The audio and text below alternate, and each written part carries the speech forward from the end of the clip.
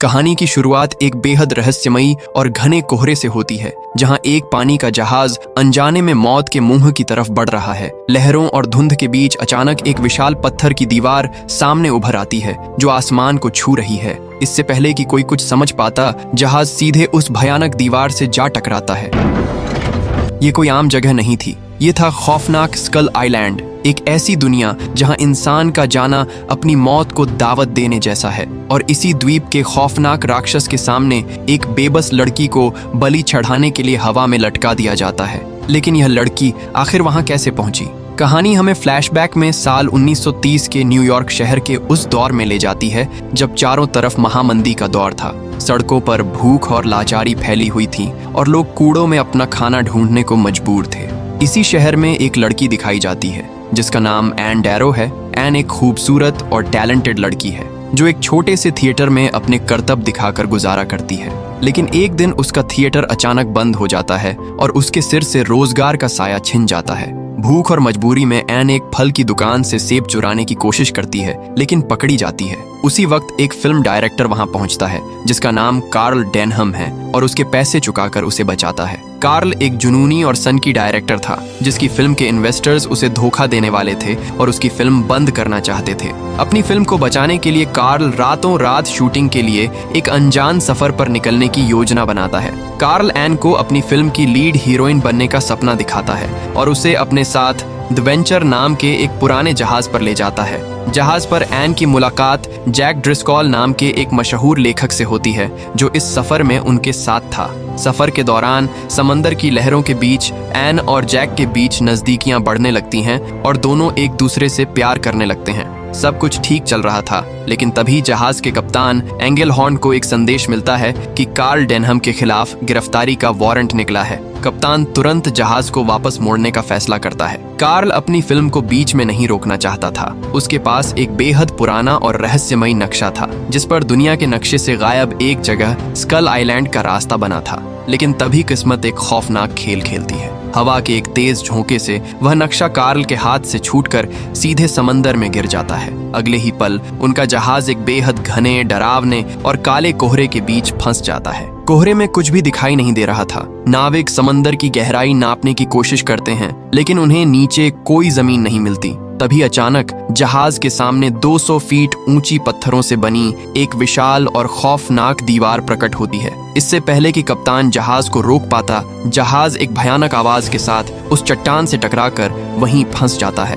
अगली सुबह का नजारा और भी डरावना था। कार्ल, एन, जैक और जहाज के कुछ हथियारबंद लोग एक छोटी नाव में बैठकर उस रहस्यमयी आइलैंड की तरफ आगे बढ़ते हैं। आइलैंड के किनारे पर समंदर के अंदर डूबी हुई अजीबोगरीब मूर्तियां और खंडहर बिखरे पड़े थे। जैसे ही वे लोग पानी से बाहर आते हैं और आइलैंड के अंदर घुसते हैं, उनका सामना एक गुफा से होता है। ये कोई आम गुफा नहीं थी। इसकी दीवारें इंसानों की खोपड़ियों और कंकालों से सजी हुई थीं। मौत की इस सुरंग को पार करते ही वे एक खंडहर बन चुके खौफनाक गांव में पहुंचते हैं। गांव में मौत जैसा सन्नाटा था, लेकिन तभी अचानक उनके सामने एक छोटी बच्ची आकर खड़ी हो जाती है। बच्ची की आंखें किसी खूंखार जंगली जानवर जैसी लग रही थीं और वो उन्हें घूर रही थी। कार्ल जैसे ही उस बच्ची को लुभाने के लिए उसे एक चॉकलेट देने के लिए आगे बढ़ता है, बच्ची अचानक जानवर की तरह उसके हाथ पर अपने दांत से काट देती है। कार्ल दर्द से चीखता है और अगले ही पल उन खंडहरों की परछाइयों में छिपे खूंखार आदिवासी बाहर निकल आते हैं। इन आदिवासियों के चेहरे मिट्टी से पुते हुए थे और वे अजीबोगरीब भयानक आवाजें निकाल रहे थे। एक आदिवासी अचानक एन के पीछे खड़े एक साथी नाविक की पीठ में एक लंबा भाला घोंपकर उसकी हत्या कर देता है। ये भयानक नजारा देखकर एन के मुंह से एक जोर की चीख निकल पड़ती है। उसकी चीख गूंजती ही है कि तभी आइलैंड के उन गहरे और काले जंगलों के भीतर से एक रोंगटे खड़े कर देने वाली दहाड़ सुनाई देती है। ऐसा लगता था जैसे एन की चीख ने किसी शैतान को नींद से जगा दिया हो। आदिवासी पूरी तरह से पागल हो चुके थे। वे एन को जैक के हाथों से छीन लेते हैं। एक खौफनाक बुढ़िया एन के पास आती है और उसे घूरते हुए अजीब मंत्र पढ़ने लगती है। जैक और कार्ल उन्हें रोकने की कोशिश करते हैं, लेकिन आदिवासियों की भीड़ उन्हें बुरी तरह पीटकर जमीन पर गिरा देती है। एक नाविक को बेरहमी से पत्थर पर पटक कर मार देता है। तभी पीछे से जहाज का कप्तान अपनी टीम के साथ वहां पहुंचता है और हवा में अंधाधुंध गोलियां चलाता है। बंदूकों की आवाज से आदिवासी डरकर भाग जाते हैं और सभी लोग जान बचाकर वापस अपने जहाज की तरफ लौट आते हैं। रात का अंधेरा और भी गहरा हो चुका था। समंदर की लहरों और तूफानी हवाओं के बीच जहाज किसी तरह टिका हुआ था। एन अपने केबिन में डरी हुई बैठी थी, लेकिन उन्हें इस बात का जरा भी अंदाजा नहीं था कि मौत उनका पीछा करते हुए जहाज तक आ पहुंची है। एक खूंखार आदिवासी लंबी छलांग लगाकर जहाज के डेक पर छुप कर बैठ जाता है। जब जैक एन की सुरक्षा देखने उसके कमरे में पहुंचता है तो उसके होश उड़ जाते हैं। कमरे का सामान बिखरा पड़ा था और एन वहां नहीं थी। जैक चीखता हुआ जहाज के डेक पर आता है और जो देखता है उससे उसका खून सूख जाता है। आदिवासी एन को समंदर की लहरों के बीच से घसीटते हुए वापस आइलैंड की ओर ले जा रहे थे। आइलैंड की उस विशाल दीवार पर आग की ऊंची लपटें आसमान छू रही थीं और ढोल नगाड़ों की भयानक आवाजें रात के सन्नाटे को चीर रही थीं। आदिवासियों ने एन के दोनों हाथों को रस्सियों से बांधकर उसे उस विशाल दीवार के पार एक खौफनाक वेदी पर लटका दिया था। दीवार के ठीक नीचे भयानक खाई थी। अचानक ढोल की आवाजें रुक जाती हैं। जंगल के बड़े बड़े पेड़ जड़ों से उखड़ने लगते हैं और बुरी तरह हिलने लगते हैं। जंगल के उस अंधेरे से एक विशाल और खौफनाक साया पेड़ों को चीरते हुए आगे बढ़ रहा था। धुआं और कोहरा जैसे ही हटता है, एन के सामने 25 फीट ऊंचा एक खूंखार विशाल गोरिल्ला कोंग आ खड़ा होता है। कोंग की भयानक आंखें एन को घूरती हैं। अगले ही पल वह एक कान फाड़ देने वाली दहाड़ मारता है और अपने विशाल हाथों से एन को जकड़कर रस्सियों से आजाद कर लेता है। एन दर्द और खौफ से चीख रही थी, लेकिन कोंग उसे अपनी मुट्ठी में खींचकर आइलैंड के उस खौफनाक और अनजान जंगल में लेकर गायब हो जाता है। उधर एन की जान बचाने के लिए जैक, कार्ल और जहाज के कुछ बहादुर लोग अपनी जान की परवाह किए बिना हथियारों से लैस होकर उस विशाल दीवार को पार करते हैं। वे अब उस खौफनाक आइलैंड के जंगलों में उतर चुके थे, जहां हर कदम पर खूंखार डायनासोर कीड़े उनका इंतजार कर रही थी। जंगल के जिस अंधेरे में कोंग एन को लेकर गायब हुआ था, वहां अब कदम कदम पर तबाही का मंजर बिछा हुआ था। जैक, कार्ल और उनकी टीम अब उस खौफनाक जंगल के बीचों बीच थे, जहां की हवा में भी मौत की गंध घुली हुई थी। आइलैंड की वनस्पति किसी पुराने युग की याद दिला रही थी, जहां पेड़ पौधे भी इंसानों को निगल जाने के लिए तैयार बैठे थे। अचानक चलते चलते जैक की नजर जमीन पर पड़ती है और उसका दिल दहल जाता है। रेत पर एक ऐसा फुटप्रिंट बना था जो कम से कम 25 फीट लंबा था। जैक समझ गया कि कोंग कोई मामूली गोरिल्ला नहीं, बल्कि इस आइलैंड का बेताज बादशाह है। तभी अचानक जमीन किसी भूकंप की तरह हिलने लगती है। कार्ल, जो अपनी फिल्म को लेकर पागल था, इस खतरनाक मौके पर भी कैमरा चला रहा था, लेकिन तभी स्थिति बेकाबू हो जाती है। पीछे से खूंखार मांसाहारी डायनासोरों का एक झुंड इन विशाल शाकाहारी डायनासोरों पर हमला कर देता है, जिससे पूरी घाटी में भगदड़ मच जाती है। ये एक ऐसा खौफनाक पल था जहां जैक और उसके साथी इन विशाल पैरों के बीच अपनी जान बचाकर भाग रहे थे। डायनासोरों के पैरों तले कुचलकर नाविक एक एक कर अपनी जान गंवा रहे थे। इसी अफरा तफरी में कार्ल का भरोसेमंद कैमरामैन हर्ब एक गहरी खाई में गिर जाता है। कार्ल उसे बचाने की पूरी कोशिश करता है, लेकिन हर्ब की आंखों में मौत सामने खड़ी थी। हर्ब अपनी आखिरी सांस में कार्ल से कैमरा बचाने को कहता है और पल भर में खूंखार शिकारी डायनासोर उसे चीर फाड़ कर खा जाते हैं। कार्ल के चेहरे पर धूल और खून के साथ साथ एक अजीब सा पागलपन था। वो हर्ब की मौत का बदला लेने के लिए नहीं, बल्कि उसकी मौत को पर्दे पर उतारने के लिए फिल्म को हर हाल में पूरा करने की कस्में खाने लगता है। उधर जंगल के एक पुराने खंडहर हिस्से में एन को होश आता है। कोंग उसके पास बैठा किसी शिकार को बेरहमी से खा रहा था। एन अपनी जान बचाने के लिए रेंगते हुए वहां से भागने की कोशिश करती है। वो जंगल के अंधेरे में छिपने ही वाली थी कि कोंग का विशाल हाथ एक बिजली की रफ्तार से उसके सामने आ गिरता है। एन बुरी तरह घबरा जाती है, लेकिन फिर उसे अपने वाडेविल थिएटर की याद आती है। वो अपनी जान की भीख मांगने के बजाय कोंग के सामने अजीबोगरीब कलाबाजी और करतब दिखाने लगती है। कोंग, जिसने अपनी पूरी जिंदगी में सिर्फ नफरत और लड़ाई देखी थी, पहली बार किसी छोटी सी जान को इस तरह नाचते देख हैरान रह जाता है। उसे यह खेल पसंद आने लगता है और वो खुशी में अपने हाथ जमीन पर पटकने लगता है। लेकिन जब एन थककर रुक जाती है और कोंग उसे जबरदस्ती फिर से नाचने को कहता है, तो एन चिल्लाकर उसे मना कर देती है। कोंग का गुस्सा आसमान छूने लगता है। वो पेड़ों को उखाड़ फेंकता है और अपनी दहाड़ से पूरे आइलैंड को हिला देता है। पर जैसे ही वो एन को मारने के लिए हाथ उठाता है, उसकी आंखों में गुस्सा शांत होकर एक अजीब सी उदासी और जुड़ाव में बदल जाता है। उसे एहसास होता है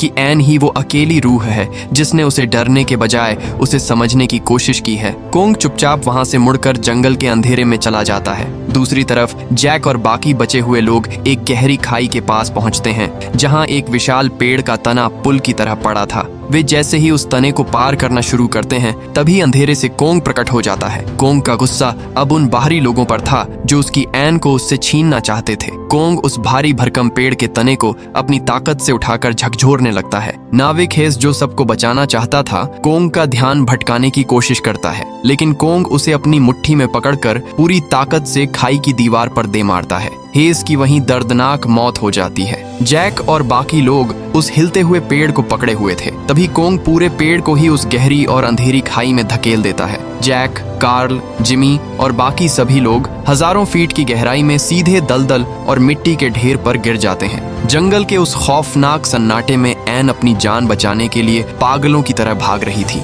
उसे लग रहा था कि कोंग से बचकर उसने मौत को मात दे दी है, लेकिन स्कल आइलैंड में मौत एक चेहरे में नहीं बल्कि हर तरफ छिपी थी। हाँफती हुई एन जैसे ही एक छोटे से मैदान में पहुंचती है, उसके कदमों के नीचे की जमीन कांपने लगती है और उसके सामने एक खूंखार मांसाहारी डायनासोर आ खड़ा होता है। एन दबे पांव पीछे हटती है और एक बड़े से पेड़ के तने के नीचे छिपने की कोशिश करती है, लेकिन तभी उसे एहसास होता है कि पेड़ की जड़ों के उस अंधेरे गड्ढे में वो अकेली नहीं है। उसके चेहरे और कंधों पर विशाल घिनौने कीड़ा रेंगने लगते हैं। खौफ और घिन से एन चीखते हुए बाहर निकलती है, लेकिन बाहर निकलते ही उसका सामना एक भयानक टी-रेक्स से हो जाता है। अपनी मौत को इतने करीब देखकर एन अपनी पूरी ताकत से भागने लगती है और डायनासोर उसके ठीक पीछे था। एन भागते हुए एक खाई के ऊपर लटकते हुए पेड़ के तने पर पहुंच जाती है। टी-रेक्स अपने भारी सिर से उस तने को धक्का मारता है, जिससे एन का संतुलन बिगड़ जाता है और वो खाई की तरफ लटक जाती है। डायनासोर का विशाल जबड़ा एन के सिर के ठीक ऊपर खुलता है,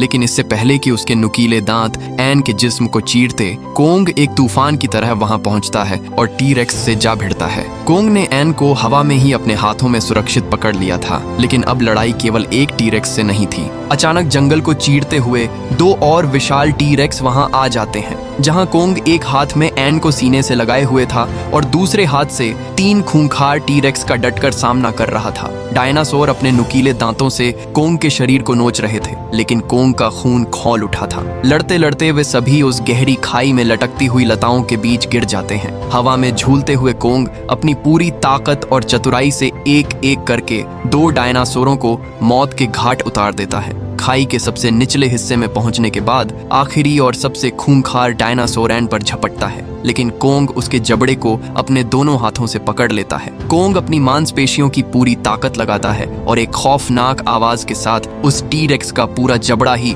बीच से चीरकर 2 टुकड़ों में फाड़ देता है। खून से लथपथ कोंग अपनी छाती पीटकर एक विजयी और खौफनाक दहाड़ मारता है। एन, जो अब तक कोंग को सिर्फ एक राक्षस समझ रही थी, अब जान चुकी थी कि इस खूंखार आइलैंड पर कोंग ही उसका इकलौता रक्षक है। जब कोंग मुड़कर जाने लगता है तो एन उसे रोकती है और कोंग उसे बहुत ही कोमलता से उठाकर अपने कंधे पर बैठा लेता है। उधर दूसरी तरफ मौत की उस गहरी खाई के निचले हिस्से का सन्नाटा टूट रहा था। जैक, कार्ल और जिमी दलदल में बेहोश पड़े थे। जैक की आंख खुलती है और वह देखता है कि चारों तरफ से इंसान के आकार के बराबर विशाल मकड़ियां, केकड़े और घिनौने कीड़े उनकी ओर रेंगते हुए आ रहे हैं। कीचड़ में सने हुए जैक और उसके साथी अब मौत के जाल में थे। लंपी और जॉय नाम के नाविक इन भयानक कीड़ों का शिकार बन जाते हैं और कीड़े उन्हें जिंदा चबाने लगते हैं। कार्ल डेनहम एक लाठी से पागलों की तरह उन कीड़ों को पीट रहा था। तभी ऊपर से गोलियों की बौछार होती है। जहाज का कप्तान एंगलहॉर्न और ब्रूस बैक्स्टर रस्सियों के सहारे खाई के ऊपर पहुंच गए थे और अपनी टॉमी गन से उन कीड़ों के चिथड़े उड़ा रहे थे। मौत के मुंह से बाहर निकलने के बाद एंगलहॉर्न ने फैसला किया कि अब वे और आगे नहीं जाएंगे और जहाज पर वापस लौटेंगे। कार्ल डेनहम का कैमरा चकनाचूर हो चुका था। उसकी फिल्म बर्बाद हो गई थी और उसकी आंखों में अपने सपनों के टूटने का मातम था। लेकिन जैक ड्रिस्कॉल किसी भी कीमत पर एन को अकेला छोड़ने के लिए तैयार नहीं था। वह कोंग के पीछे पीछे अकेले ही उस अंधेरी गुफा की तरफ निकल पड़ता है। जैक को नहीं पता था कि वह अपनी जिंदगी के सबसे खतरनाक सफर पर जा रहा है। शाम ढलते ढलते जैक कोंग की रहस्यमयी गुफा तक पहुंच जाता है, जो आइलैंड की सबसे ऊंची चोटी पर थी। वहां गुफा की छत से उल्टे लटके हुए विशाल और खूंखार चमगादड़ जैसे जीव किसी खतरे का इंतजार कर रहे थे।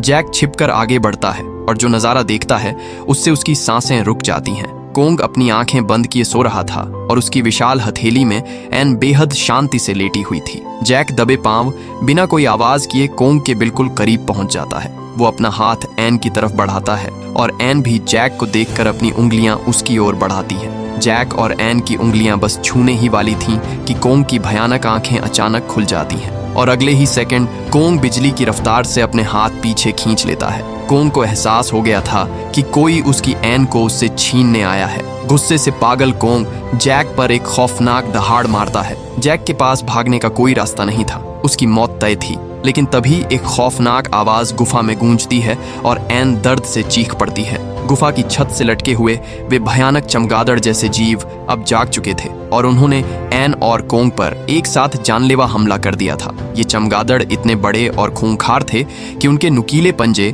कोंग के जिस्म को चीर रहे थे। अपनी जान की परवाह किए बिना कोंग एन को एक सुरक्षित चट्टान पर रखता है और अपने दोनों हाथों से उन उड़ने वाले जीव को हवा में ही दबोच दबोच कर मारने लगता है। कोंग का ध्यान भटकते ही जैक को अपनी और एन की जान बचाने का रास्ता खोजता है। जैक एन का हाथ पकड़ता है और गुफा के किनारे लटकती हुई एक बेहद मोटी बेल के सहारे उस अंधेरी खाई में नीचे उतरने लगता है। कोंग चमगादड़ों को कुचलकर जैसे ही मुड़ता है, वह देखता है कि एन वहां नहीं है। कोंग खाई के किनारे पहुंचता है और जब वो जैक और एन को बेल से लटकते हुए देखता है तो उसका गुस्सा बढ़ जाता है। कोंग उस मोटी बेल को किसी धागे की तरह ऊपर खींचने लगता है। जैक और एन बेबस होकर कोंग के खौफनाक जबड़े की तरफ खींचे चले जा रहे थे। मौत अब उनके सिर पर नाच रही थी। तभी कुछ चमगादड़ नीचे की तरफ डाइव मारते हैं और जैक पर हमला कर देते हैं। जैक इस खौफनाक मौके का फायदा उठाता है। वह बेल को छोड़ देता है और हवा में उड़ते हुए एक चमगादड़ के दोनों पैरों को कसकर पकड़ लेता है। एन भी जैक के कंधों को मजबूती से जकड़ लेती है। चमगादड़ उन दोनों का वजन नहीं संभाल पाता और वो तीनों हवा से खाई के बिल्कुल नीचे बहने वाली एक तेज रफ्तार नदी में जा गिरते हैं। कोंग ऊपर से बेबसी और गुस्से में जोर जोर से दहाड़ता रह जाता है। नदी की तेज लहरें जैक और एन को बहा ले जाती हैं, लेकिन वो किसी तरह तैरकर किनारे पर पहुंच जाते हैं। अब उनके पास एक सेकंड का भी वक्त नहीं था। कोंग उनके खून का प्यासा हो चुका था और पेड़ों को उखाड़ता, पहाड़ों को फांदता हुआ किसी प्रलय की तरह उनके पीछे आ रहा था। जैक और एन अपनी जान बचाने के लिए आइलैंड के उस घने जंगल से होते हुए उसी विशाल दीवार की तरफ भागते हैं जहां से ये सब शुरू हुआ था। हाँफते हुए वो दीवार के पास पहुंचते हैं जहां पुल अभी भी लटका हुआ था।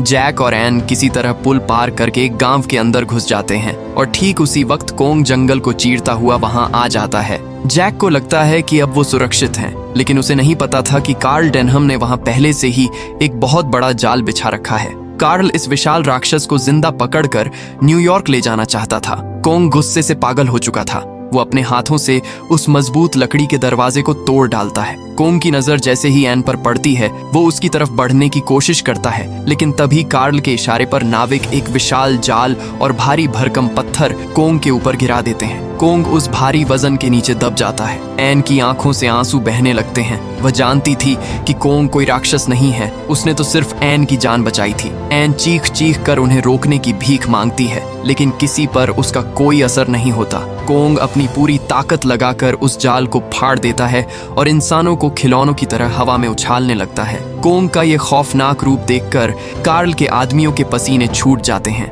तभी कप्तान एंगल हॉर्न अपनी बंदूक से एक बड़ा सा हारपून सीधा कोंग के पैर में दाग देता है। दर्द से तड़पता हुआ कोंग घुटनों के बल जमीन पर गिर जाता है। एन का दिल ये सब देखकर टूट चुका था। कोंग दर्द से रेंगकर एन की तरफ बढ़ने लगता है। उसकी आंखों में अब गुस्सा नहीं बल्कि बेबसी थी। लेकिन तभी कार्ल एक पत्थर पर चढ़कर क्लोरोफॉर्म से भरी एक बड़ी सी बोतल सीधा कोंग के चेहरे पर मारता है। बोतल टूट जाती है और गैस सीधे कोंग की सांसों में भर जाती है। कोंग का विशाल शरीर अब उसका साथ छोड़ रहा था। बेहोश होने से ठीक पहले कोंग अपना विशाल हाथ एन की तरफ बढ़ाता है, मानो वो उससे आखिरी बार कुछ कहना चाहता हो। एन रोते हुए अपना चेहरा मोड़ लेती है, क्योंकि वो अपने रक्षक को इस तरह बेबस और हारते हुए नहीं देख सकती थी। कोंग एक भारी आवाज के साथ जमीन पर गिरकर बेहोश हो जाता है। चारों तरफ खामोशी छा जाती है। कार्ल डेनहम उस विशाल और खूंखार कोंग के पास खड़ा होता है। उसके चेहरे पर एक अजीब सी लालच भरी मुस्कान थी। वह अपने साथियों से कहता है, पूरी दुनिया इसे देखने के लिए पैसे देगी।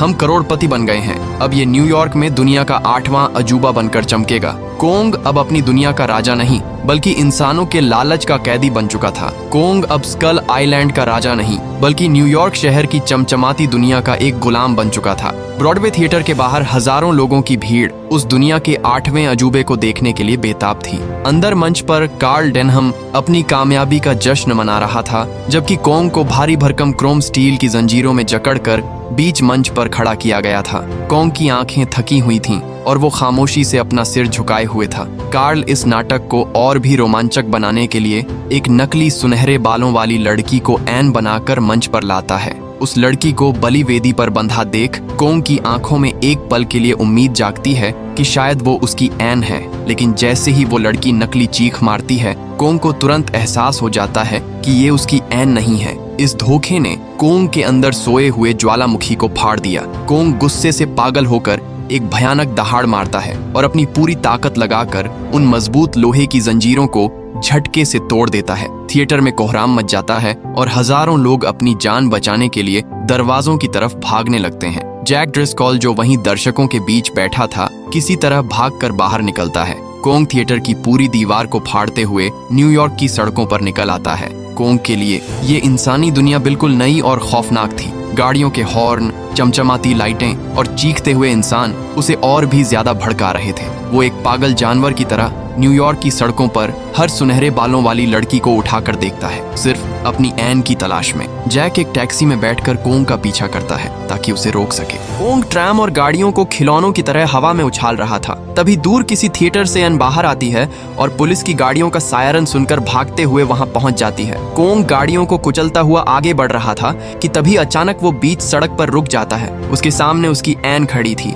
कोंग की आंखों का सारा गुस्सा पल भर में शांत हो जाता है और वो बेहद प्यार और नरमी से एन को अपने विशाल हाथों में उठा लेता है। दोनों सेंट्रल पार्क के एक जमे हुए तालाब पर पहुंचते हैं, जहां कोंग बर्फ पर फिसलते हुए एक छोटे बच्चे की तरह खुश होता है। एन भी मुस्कुराने लगती है, लेकिन उनकी ये खुशी सिर्फ कुछ पलों की ही थी। अचानक सेना की तोपें कोंग पर बारिश कर देती हैं। बर्फ का तालाब धमाकों से टूट जाता है। कोंग एन को सीने से लगाकर अपनी जान बचाने के लिए न्यूयॉर्क की सबसे ऊंची इमारत एम्पायर स्टेट बिल्डिंग की तरफ भागता है। वो एन को एक हाथ में सुरक्षित पकड़कर उस गगनचुंबी इमारत की 1000 फीट ऊंची चोटी पर चढ़ जाता है। आसमान में सुबह की पहली किरण बादलों को चीरती हुई बाहर आ रही थी। कोंग एन को एक सुरक्षित जगह पर रखता है और दूर उगते हुए सूरज को देखकर अपने सीने पर हाथ रखता है, ठीक वैसे ही जैसे एन ने उसे आइलैंड पर सिखाया था। एन नम आंखों से उसे देखती है और कहती है, हाँ, ये बहुत खूबसूरत है। लेकिन कोंग की किस्मत में सुकून नहीं था। आसमान से 6 लड़ाकू विमान एक साथ उस पर काल बनकर टूट पड़ते हैं। कोंग एन को बचाने के लिए उसे इमारत के एक सुरक्षित हिस्से में रख देता है और खुद उन विमानों के सामने अपनी छाती तानकर खड़ा हो जाता है। मशीन गन की गोलियां कोंग के शरीर को छलनी कर रही थीं। वो दर्द से दहाड़ता है, विमानों पर झपटता है और एक विमान को हवा में ही पकड़कर तोड़ डालता है, लेकिन गोलियों की बौछार रुकने का नाम नहीं ले रही थी। कोंग बुरी तरह लहूलुहान हो चुका था। उसकी सांसें रुकने लगी थीं और उसके शरीर ने जवाब देना शुरू कर दिया था। मौत के बिल्कुल करीब कोंग अपनी आखिरी बची हुई ताकत से एन को अपनी हथेली में उठाता है और उसे एक आखिरी बार अपनी उन गहरी और उदास आंखों से देखता है। एन कूट कूट कर रो रही थी। वो उसकी उंगलियों से लिपटकर उसे दिलासा देने की कोशिश कर रही थी, उसे बचाना चाहती थी, लेकिन कोंग की आंखों की रोशनी धीरे धीरे हमेशा के लिए बंद हो रही थी। कोंग का विशाल शरीर अब उसका साथ छोड़ देता है और वो उस 1000 फीट ऊंची इमारत से सीधे नीचे गिर जाता है। एन उस चोटी पर अकेली, बेबस और अंदर से पूरी तरह टूटी हुई खड़ी रह जाती है। वो खुद भी नीचे कूदना चाहती थी, लेकिन तभी जैक वहां पहुंचता है और एन को अपने सीने से लगा लेता है। नीचे सड़क पर कोंग के मृत शरीर को देखने के लिए हजारों लोगों की भीड़ जमा हो गई थी। कैमरों की फ्लैश चमक रही थी और लोग उस बेजान शरीर पर चढ़कर तस्वीरें खिंचवा रहे थे। एक फोटोग्राफर कोंग की लाश को देखकर कहता है कि इस जानवर को हवाई जहाजों ने मार गिराया, लेकिन वहीं भीड़ में खड़ा कार्ल डेनहम, जिसकी आंखों में अब अपने की पर पछतावा और एक भयानक सच का एहसास था, कोंग की लाश को देखकर कहता है, नहीं, इसे हवाई जहाजों ने नहीं मारा, इसे तो खूबसूरती ने मारा है। इसी के साथ ये कहानी यहीं खत्म हो जाती है। अगर आपको ये वीडियो अच्छी लगी हो तो हमारे चैनल को सब्सक्राइब और वीडियो को लाइक जरूर कीजिएगा।